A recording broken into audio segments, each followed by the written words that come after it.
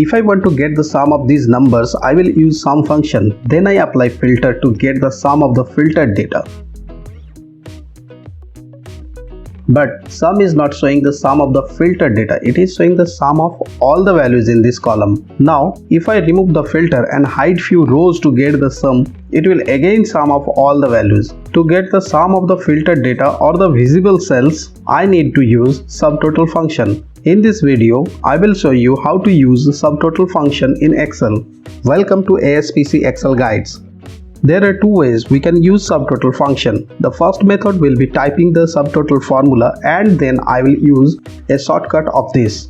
Type subtotal function after equal sign and hit tab. Then move and select the sum from the drop down, or you can type 9, put a comma, select the entire column and hit enter. Now, if you apply filter, you will get the sum of the filtered data only. Subtotal function can be applied using shortcut, which is the shortcut of auto sum, alt plus equal sign. But do not forget to apply filter and then select any data from the column. So the steps will be: first apply filter, then select any data using the filter, then hit alt and equal sign.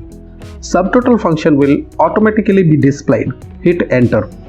But if you use alt plus equal sign, not applying any filter, sum function will be applied. Apply filter, then use shortcut. It will be subtotal function. We have applied subtotal function successfully. But if I hide few rows from this table, the sum is not showing the visible cells sum. To get sum from the visible cells, we will use subtotal function but a little differently. Use 109 instead of 9 as function number. Either you can type 109 or you can select function number 109 from this drop down. The benefit of 109 function number is that it will work both in filtered data and visible data. Therefore, I will suggest you to use function number 109 if you use subtotal function. I hope you have enjoyed this video and learned a new thing in Excel. Please do not forget to like and click the subscribe button for more videos in Excel. Thank you for your interest.